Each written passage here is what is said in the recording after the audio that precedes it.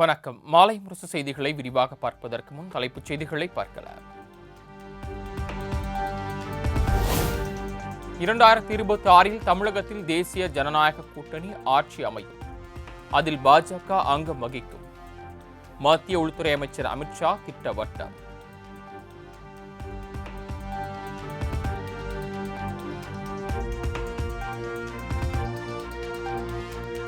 தமிழகத்தில் தேசிய ஜனநாயக கூட்டணி ஆட்சி அமைக்கும் போது அதிமுகவை சேர்ந்தவரே முதலமைச்சராக பதவியேற்பார். எடப்பாடி பழனிசாமி பெயரை குறிப்பிடாமல் அமித்ஷா பதில் அளித்துள்ளதால் சலசலப்பு.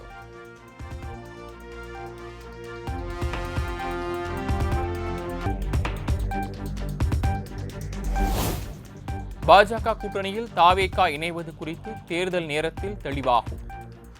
மத்திய உள்துறை அமைச்சர் அமித்ஷா தமிழ் நாளிதழ்களுக்கு அளித்த பேட்டியில் பதில்.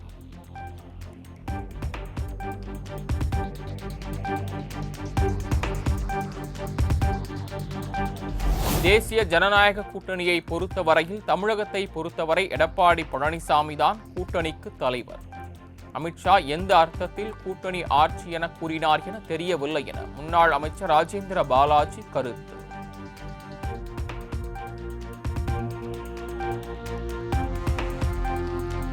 தேசிய ஜனநாயக கூட்டணியில் விஜயின் தமிழக வெற்றிக் கழகம் இணைவதற்கு வாய்ப்பு உள்ளது.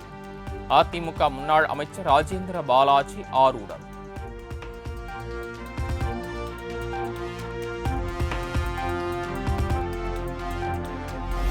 என்டிஏ கூட்டணியில் முதலமைச்சர் வேட்பாளர் எடப்பாடி பழனிசாமி தான்.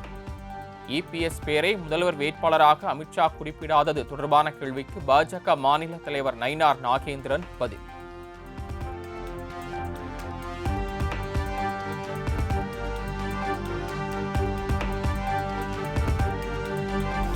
கடந்த 4 ஆண்டு கால திமுக ஆட்சியில் 36 தமிழர்களுடைய நூல்கள் நாட்டுடைமை ஆக்கப்பட்டுள்ளது. மொழிக்காக ஏராளமான திட்டத்தை செயல்படுத்தி வருவதாகவும் கலைஞர் நூற்றாண்டு கருத்தரங்கில் முதலமைச்சர் மு.க. ஸ்டாலின் பேச்சு.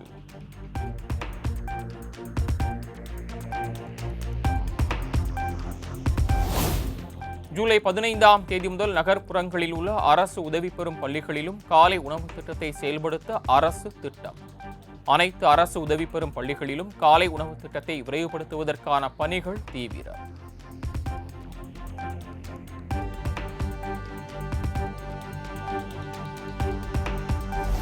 பொறியியல் மாணவர் சேர்க்கைக்கான பொதுப்பிரிவு கலந்தாய்வு ஜூலை 14ஆம் தேதி தொடங்கி ஆகஸ்ட் 19ஆம் தேதி வரை நடைபெறும். தரவரிசை பட்டியலை வெளியிட்டு உயர்கல்வித்துறை அமைச்சர் கோவி செழியன் அறிவிப்பு.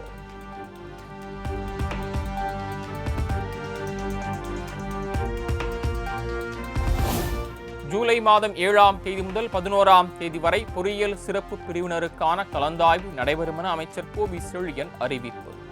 பொறியியல் படிப்பிற்கான துணை கலந்தாய்வு ஆகஸ்ட் 21ஆம் தேதி முதல் 23ஆம் தேதி வரை நடைபெறும் எனவும் பேட்டி.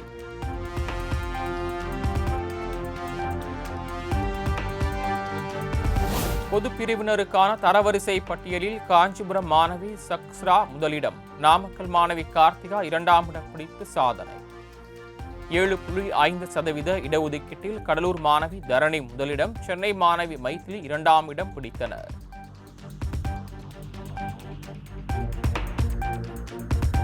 காதல் விவகாரத்தில் சிறுவனை கடத்திய வழக்கில் முன்ஜாமீன் கோரி ஜெகன்மூர்த்தி எம்எல்ஏ தாக்கல் செய்த மனு விசாரணை முடிந்து தீர்ப்பை இன்று மாலைக்கு தள்ளி வைத்தார் நீதிபதி ஜெயச்சந்திரன்.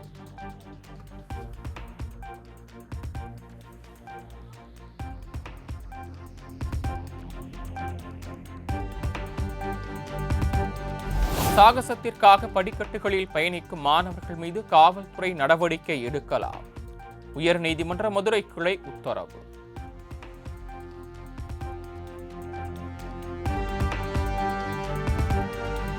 வரி வசூலிக்கும் விவகாரத்தில் மதுரை மாநகராட்சிக்கு 200 கோடி ரூபாய் வரை இழப்பீடு ஏற்படுத்திய 5 பேர் கைது.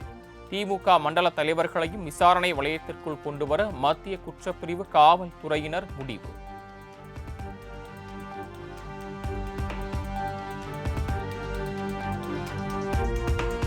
ரயில்வே கட்டணம் மக்களை பாதிக்காத வகையில் படிப்படியாக உயர்த்தப்படும். காஞ்சிபுரம் ரயில் நிலையத்தை ஆய்வு செய்த பிறகு மத்திய ரயில்வே இணையமைச்சர் சோமண்ணா சூசகம்.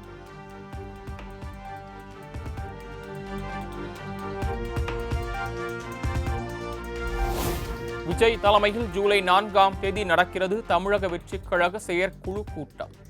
கட்சியின் அடுத்த கட்ட செயல்பாடுகள் மற்றும் விஜயின் தொடர் மக்கள் சந்திப்பு நிகழ்வுகள் குறித்து ஆலோசிக்க திட்டம்.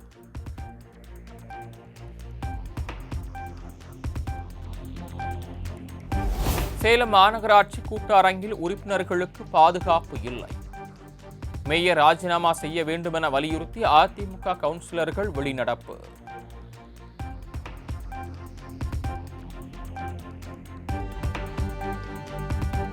தஞ்சாவூர் மாவட்ட ஆட்சியர் அலுவலகத்தில் நடந்த குறைதீர்க்கும் கூட்டத்தில் வங்கிக் கடன்களை ரத்து செய்ய வலியுறுத்தி விவசாயிகள் நூதன போராட்டம்.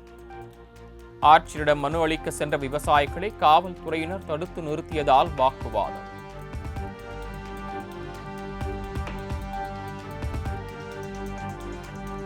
உதகை கூடலூர் தேசிய நெடுஞ்சாலையில் ராட்சச மரம் முறிந்து விழுந்ததால் போக்குவரத்து பாதிப்பு. சாலையின் குறுக்கே விழுந்த மரத்தை அப்புறப்படுத்திய நெடுஞ்சாலைத்துறை ஊழியர்கள்.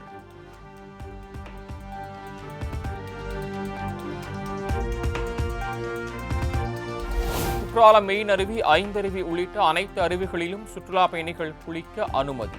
மேற்கு தொடர்ச்சி மலைப்பகுதியில் மழை பொழிவு குறைந்ததால் மாவட்ட நிர்வாகம் உத்தரவு.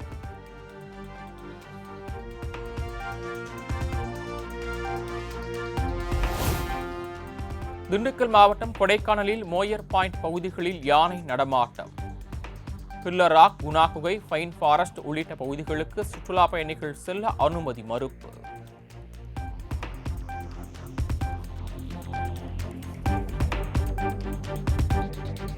நாளை மறுநாள் வங்கக்கடலில் மற்றொரு குறைந்த காற்றழுத்த தாழ்வு பகுதி உருவாக வாய்ப்பு.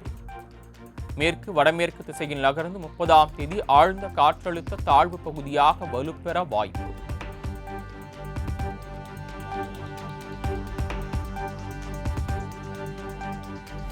ஆயிரத்து 1940 ஆண்டாம் பிறகு முதன்முறையாக ஜூன் மாதத்தில் நிரம்பியது KRS அணை.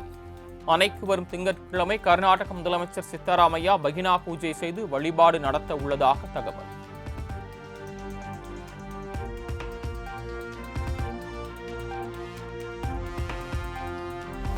கர்நாடகாவில் பெய்து வரும் தொடர் கனமழை காரணமாக கிருஷ்ணராஜசாகர், கபினி அணைகளிலிருந்து நீர் திறப்பு.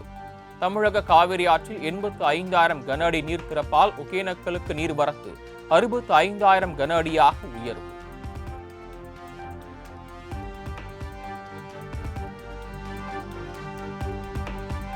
திருவள்ளூரில் காரில் தப்பிச் சென்ற ரவுடியை பிடிக்க முயன்று சாலையில் விழுந்த தனிப்படை காவலர் காயம். சினிமா போல நடந்த சேசிங் காட்சி.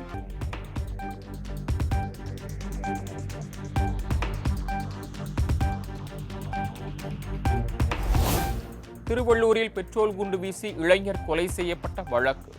15 வயது சிறுவன் உட்பட 4 பேர் கைது.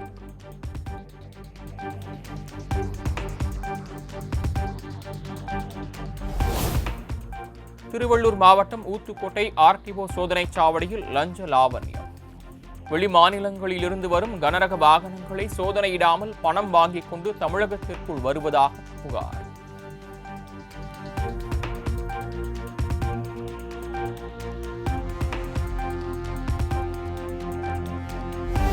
ஆம்பூர் அருகே கட்டுப்பாட்டை இழந்த கார் அடுத்தடுத்து 2 ஆட்டோ மற்றும் இருசக்கர வாகனம் மீது மோதிய விபத்தில் ஒருவர் உயிரிழப்பு. பதைபதை பூட்டும் CCTV காட்சி.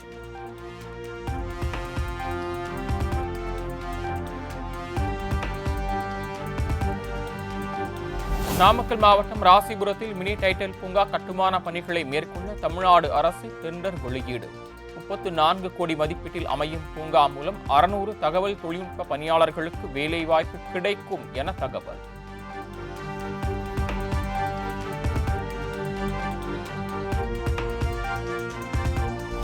குஜராத் மாநிலம் அகமதாபாத்தில் ரத யாத்திரையின் போது திடீரென 3 யானைகளுக்கு மதம் பிடித்ததால் பரபரப்பு.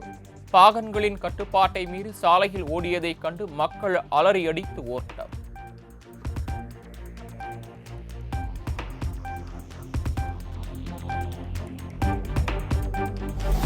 கேரள மாநிலம் கொடகரையில் கனமழையால் கட்டடம் இடிந்து விழுந்து 3 வடமாநில தொழிலாளர்கள் பலி.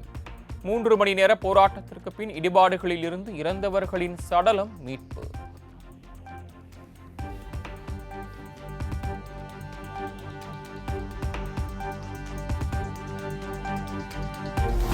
ஒடிசாவில் மிகவும் பிரசித்தி பெற்ற பூரி ஜெகநாதர் கோயிலில் ரத யாத்திரை கோலாகலம். பல்லாயிரக்கணக்கான மக்கள் கூடியுள்ளதால் விழா கோலம் பூண்ட நகரம்.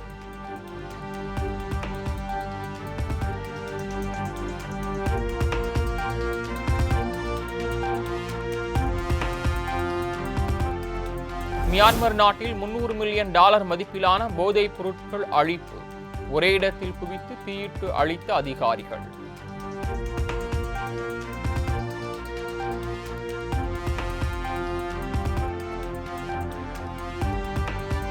சென்னையில் ஆபரண தங்கத்தின் விலை சவரனுக்கு ₹680 குறைந்து 71,880க்கு விற்பனை. 1 கிராம் தங்கம் மீண்டும் 9,000க்கு கீழ் குறைந்து 8,985க்கு விற்பனையாகிறது.